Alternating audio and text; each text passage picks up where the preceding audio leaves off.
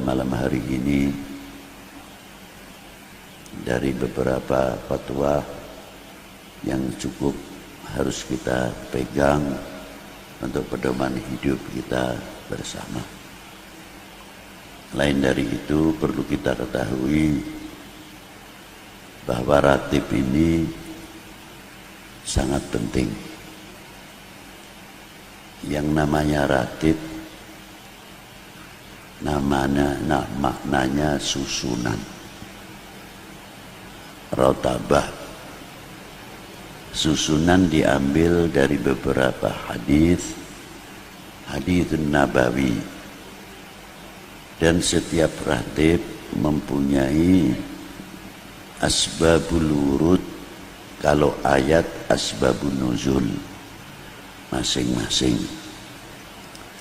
Dan ratib itu banyak sekali di kalangan Sadatil Ba'alawi, khususnya dalam kata istilah ratib, karena itu bagian bacaan-bacaan yang diamalkan oleh Thariqat Alawiyah. Tapi tidak berarti melarang kalau membaca ratib dari Ratibul atau Thariqatul Alawiyah tidak boleh membaca ratib yang lain, ataupun yang sudah masuk thariqat yang lain tidak boleh membaca thariqat atau ratib alawiyah.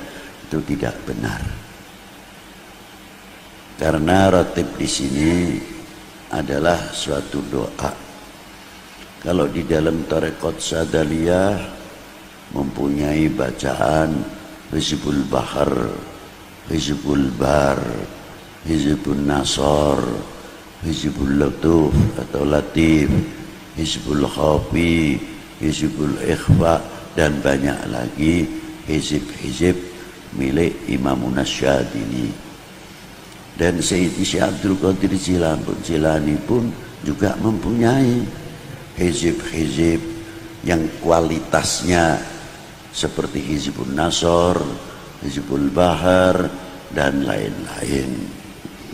Thariqat Satoriyah juga sama. Nah, kita mengambil dari beberapa thariqat alawiyah, mengambil yang paling ringan untuk supaya umat itu bisa membaca. Sebab bacaan Asmaul Husna atau hizib atau asma itu mempunyai dosis. Ada dosisnya kalau vitamin itu atau antibiotik 1000 mili. Ada yang dosisnya 750, ada yang 500, ada yang 250, ada yang 100. Nah, hizib-hizib asma tersebut memerlukan guru yang tahu dosis. Kalau yang tidak tahu dosis biasanya mengambil asal maknanya baik, lalu maknanya hebat, ambil saja dibaca. Nah, inilah dampaknya overdosis yang sebetulnya cukup 100 mili atau 200 mili, makan yang 750 mili. Akhirnya ayang-ayangnya dijak guyon dewe. Nah, ini yang terjadi. Dan banyak lagi. Asmaul Husna pun sama. Ada Asmaul Husna yang dingin dibaca, ada Asmaul Husna yang keras. Kalau yang keras juga harus digandeng, seperti Ya Aliyu, Ya Kabiru, Ya Alimu, Ya Qadiru, Ya Samiu, Ya Biru, Ya Latif.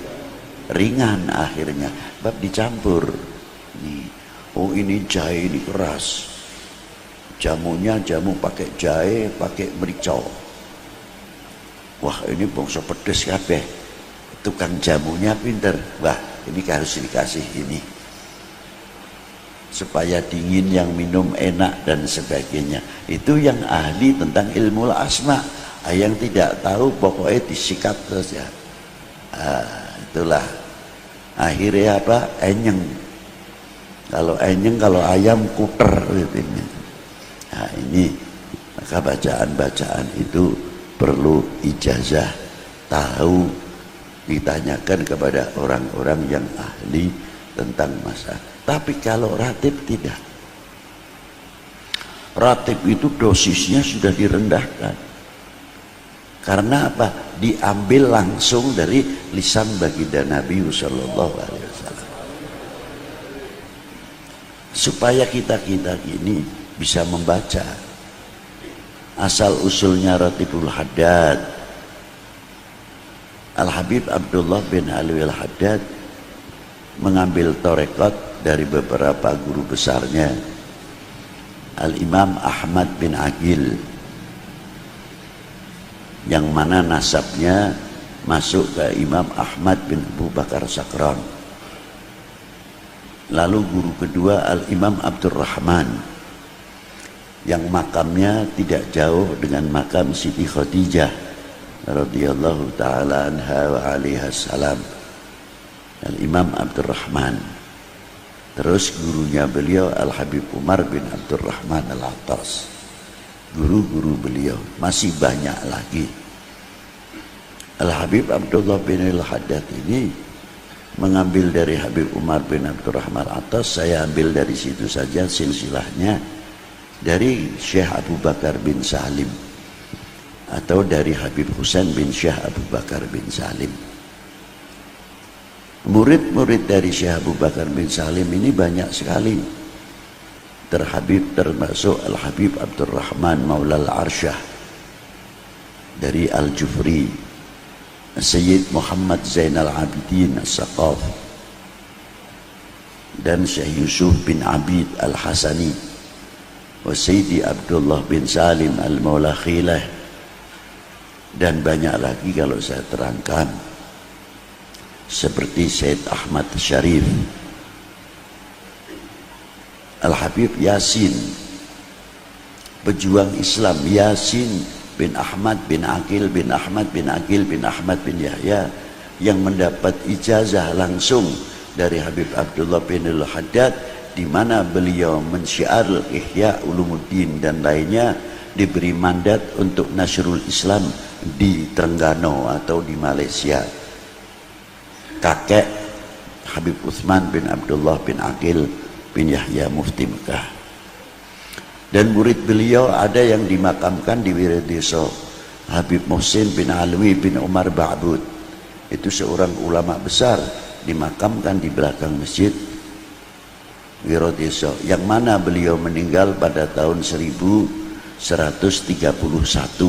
Hijriah, bertepatan juga tahun itu wafatnya gurunya, ialah Al-Habib Abdullah bin Alwi Al-Haddad. Murid-muridnya Al-Habib Abdullah bin Alwi Al-Haddad, diantaranya Al-Habib Muhammadil Ghadi bin Toha bin Yahya yang dimakamkan di Semarang. Itu murid langsung Al-Habib Abdullah bin Alwi Al-Haddad.